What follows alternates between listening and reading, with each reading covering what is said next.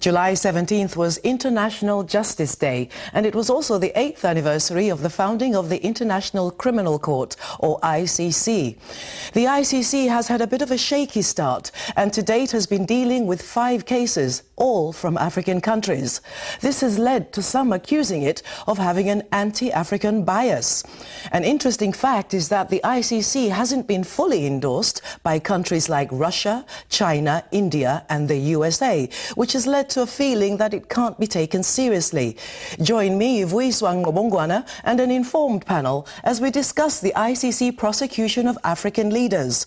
Africa Today asks, does the ICC have an anti-African bias? Chad has branded the International Criminal Court anti-African and biased towards the continent. This follows the country's refusal to carry out an arrest warrant for Sudanese President Omar al-Bashir, who the ICC accuses of war crimes and genocide. President Bashir was in Chad, a signatory of the ICC, for a summit between leaders of the community of Sahel-Saharan states. As a member of the ICC, Chad was legally obliged to arrest Mr. al-Bashir and anyone the ICC has issued an arrest warrant for. But the country sees the ICC's interference in Africa as unfair and unjustified. The arrest warrant over a sitting president has always been opposed by the African Union and the Arab League. The African Union has urged its members not to arrest the Sudanese president. The ICC, in response to this accusation by Chad, has labeled the continent as the worst place for crimes. Africa Today now finds out why the ICC has so far been selective and mostly targeted African leaders. Hello and welcome to Africa Today with me, Ukoko. As you've just heard in that report from Kofi Asamoah, the latest in a line of controversies facing the ICC is Chad's refusal to arrest Sudanese President Omar al-Bashir. Omar al-Bashir's arrest warrant was granted on the basis that the policy of Rome Treaty, which gave birth to the ICC 12 years ago, is to go for the most serious crimes and to go against the people highest in military or civilian control who appear to be responsible for them. These are, of course, war crimes calling out for investigation in many countries. But unfortunately, some of these crimes are being committed in countries which the International Criminal Court simply doesn't have any jurisdiction over. A familiar critique now is that the court is a symbol of Western legal colonialism. Africans are being brought to Europe to face foreign judges and lawyers. But is this a fair criticism? Here with me to answer that question are Mohamed Eltom, who's the Chargé d'Affaires at the Sudanese Embassy here in London, Alice Ukoko, the founder and CEO of Women of Africa, and on the phone we're delighted to welcome from Brussels, Geraldine Mattioli-Zeltner, Advocacy Director of the International Justice Programme for Human Rights Watch. Thank you all for joining us. If I could start with you, Alice. Is it a fair criticism to say that the ICC has an inherently anti-African bias? It is not at all. It is not a fair criticism. It is desirable that those who are committing crime against human beings, regardless of whether they are Africans or not, should be brought to justice. But the people facing trial or accusations are all African. Yes, because the most abused people in this planet are Africans, and it's Africans themselves that are actually abusing their own people. And therefore, the ICC, you will say, is coming to the aid of African women and children who are completely helpless, and they are the victims of what their leaders, so-called leaders, are actually doing to them. The impoverishment, the killings that are going on, the conflict, you may argue, that is being fueled by weapons that are brought in by other people. But at the same time, it is the Africans themselves who are supposed to be protecting their own people that are actually killing them. Well, let's go to another African who would probably have a different point of view. I mean, Omar al-Bashir is taking all the headlines with regard to resisting the ICC's attempt to bring him to trial. I mean, what is your point of view, Mohamed, in answer to the question that the ICC has an anti-African bias? Yes, it does, of course. We believe that the ICC is very selective in the cases that it has been tackling. And of course, the cases which the prosecutor has pursued so far confirms this statement. All the cases now the ICC is looking are African cases. And where at the same time the world around us is full of hotspots where conflicts are taking place, crimes are being committed against civilians, atrocities are being committed, but actually the ICC is just overlooking these places. Well, let me bring Geraldine in here. Of course, I don't want, before that, if you would allow me, sure. Of course, we don't believe, of course, this should in any way mean that justice should not be brought to Africans or to African people. On the contrary, we believe our stand today against the ICC is because we believe that justice should be done to Africa. And the way it is being pursued by the ICC will just do the opposite. Okay, well, we're going to go into more details for you to explain why you think that more specifically. Sure. But if I could bring you in, Geraldine, you've probably heard this accusation many times. What is human rights' point of view with regard to the ICC being perceived as having an anti-African bias? Yes, well, I think something that's important to start with is to insist about how justified the ICC action is in all places where it's investigating crimes. I think, as Alice pointed out, nobody can dispute the fact that atrocities of an amazing scale have taken place in all situations where the ICC is currently active, be it Uganda, Congo, the Central African Republic, Darfur. So the action of the ICC bringing to justice to victims is the only hope these victims have of seeing justice. They've never seen justice so far. So I would like to start with that. Now, at the same time, I hear what Mohammed said. There are very serious crimes happening in Iraq. There are serious crimes happening in Chechnya. There are serious crimes happening in Sri Lanka. How come the court is not doing anything in these places? On that front, I think it's important to remember that the ICC does not have jurisdiction in any of these places because none of the countries involved have ratified its statute, and the Security Council of the United Nations has not transferred these cases to the court, contrary to what it did in Sudan, because we know Sudan is not a party, but the Security Council transferred the cases. So the situation we have is indeed a situation of inequity, and we at Human Rights Watch want to fight this. It is indeed not fair that justice for the victims in Gaza or in Iraq or in Chechnya is not forthcoming. Okay. But the way we see this is it's not the fault of the ICC. It's a reflection of power relationships in the world, and powerfuls can still escape justice, and that's unfortunate, and all of us should fight that to have more justice, not less justice. Okay, and if I could bring you back in, Mohammed, to finish your point being more expansive about why you think it is being selectively anti-African. Geraldine has just explained there that its hands are tied with regard to being able to prosecute other people who others would argue also are committing genocide. And this, this very point, confirms that the ICC is not the right vehicle through which justice can be achieved in Africa. Because, to argue that the other places where now there are conflicts and crimes committed, these countries are not members to the ICC and to the Rome Statute. Actually, this applies as well to Sudan. But the difference here is that the superpowers which are controlling the United Nations Security Council, which the Rome Statute gives the right to refer the cases to the ICC, is being controlled by the superpowers, the United Nations Security Council. And of course, we will expect that these countries will not refer any cases that involving any kind of responsibility against them or accusations against them, will not refer them to the ICC. This is to start with. The second is that according to Vienna Convention of Treaties of 1969, the decisions and resolutions of any international organizations is binding to those who are members to that organization.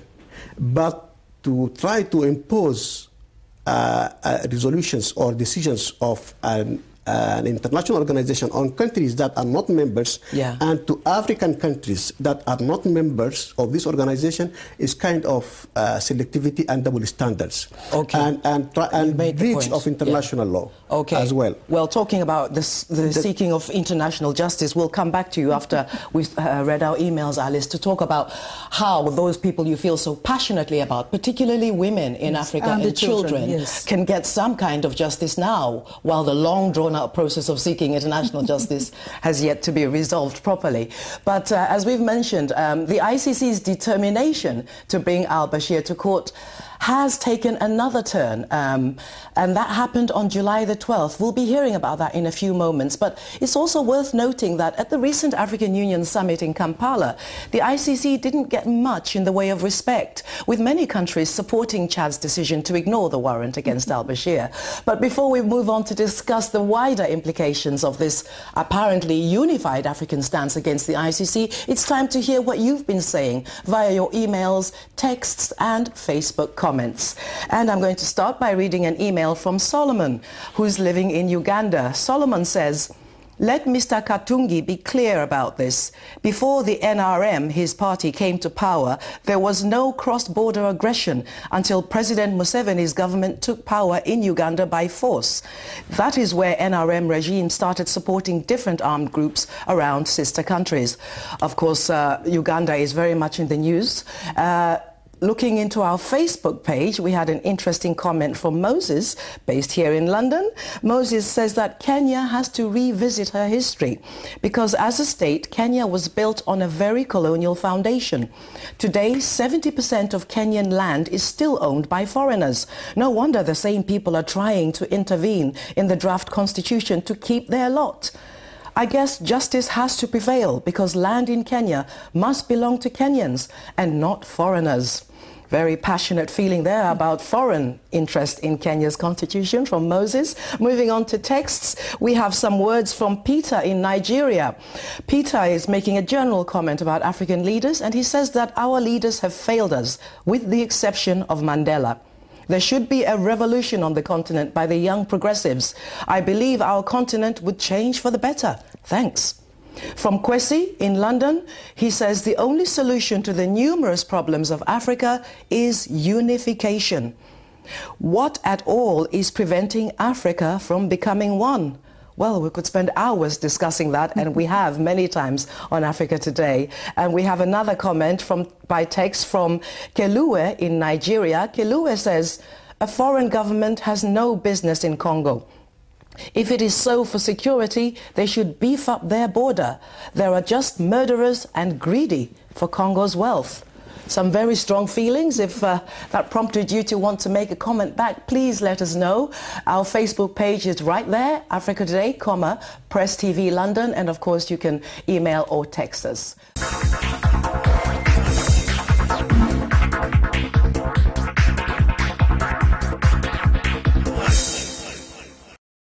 But as you heard from Kelue's text from Nigeria, he brought up the thorny issue of foreign government interference in the Congo. Many African countries opposing the ICC feel that it represents those very outside interests. And there have been movements to give the African Court of Justice some jurisdiction over international crimes. How will this fit with the jurisdiction of the ICC? And indeed, is it a desirable thing? Before we get to discussing that question, here's Kofi Asamoah with the latest twist in the tale concerning al-Bashir and the ICC. The ICC issued an arrest warrant for President Omar al-Bashir in March 2009, accusing him of war crimes and crimes against humanity over the Darfur crisis. On 12th of July this year, a second warrant was issued on charges to include alleged genocide-related campaigns targeting the Fur, Masalit and Zagwa ethnic groups in the region. Now 10 judges debated and the court issued an arrest warrant for genocide. And that is changing because first Bashir is denying the crimes, at the same time is threatening to commit new crimes in Darfur and in South Sudan. So to protect himself, he threatened to commit new crimes. And now we say it's genocide. His visit to Chad is the first to an ICC member country from when his arrest warrant was issued. Since the ICC's inception in 2002, all of its ongoing cases are in Africa. Its mandate is to prosecute those who commit war crimes, crimes against humanity, and genocide. Many Africans have accused it of targeting only Africans and ignoring similar crimes committed by former leaders of America and Britain, George W. Bush and Tony Blair respectively, over the wars in Afghanistan and Iraq. This leads many Africans to question the ICC's legitimacy and genuineness. Well, as you could hear, that report from Kofi Asamoah really crystallized what's at the heart of the matter. As I promised before the break, Alice, I did promise to come to you. You've heard all the arguments and the concerns about the state of the fledgling ICC as it exists. Now, how would you like to see a scenario where the group you work with, the most vulnerable, can be protected in the interim period? Do you think we should soldier on with the ICC in its current condition? Or can you see, as we mentioned earlier, the African Court of Justice having more of an influence? African Court of Justice. What we know is that there is no law in Africa. There is no respect for human beings in Africa. There is no respect for the resources that belong to the people in Africa. There is no respect for human dignity in Africa. There is no respect for even God in Africa. We profess God. We profess that we represent the African tradition. But we also know that the African tradition is not a violent tradition. People who are abusing Africans are the ones that are citing and hiding behind African tradition. And really, with the people we work with, Africans are being impoverished by Africans themselves. Africans' resources are being taken out of Africa to the same people we are accusing of imperialism. A lot of our wealth are being taken out and therefore siphoning our wealth into Western lands and impoverishing our people. The arms that we question that are not manufactured in Africa are the same arms that are being taken into Africa to drive African women and children to and fro in their own continent. But in the perpetual quest for justice, do you feel the ICC, can actually soldier on, Alice, we will appeal on behalf of African women and children that the ICC should soldier on and in fact open out the jurisdiction to take on crimes that are being committed against women and children in places like Gaza, in places like Sri Lanka, in places like Iraq, and in places like Iran. We live in a global world and we live in the 21st century. We can no longer hide behind the tradition in the cause of abusing humanity in our own land. Humanity abuse of our own people should stop, and it should stop now. If African governments are not able to protect the rights of fellow Africans, Africa does not belong to these leaders alone. It belongs to every African, and we must move on. I understand the passion that you feel, Alice. If I could bring you in, Geraldine, you heard Alice there speaking, just seeking justice now, not waiting for a future day. How do you feel about the idea that was mooted earlier on about an African form of jurisdiction to deal with African-centered problems? Can the ICC work in tune with that on some level? Well, I think in theory you may say more justice can only be good, right? So why not have more instruments to do justice? But the reality is that only 2 African states have ratified so far the Statute of the African Court of Justice. So what I worry about is that this is just a delaying tactic, using this very strong African feeling that some may have, but just to not have justice, because by the time you'll have the ratifications, you'll have the resources, you'll have the staff to set up this court, we're down to waiting another 10-15 years before anything happens.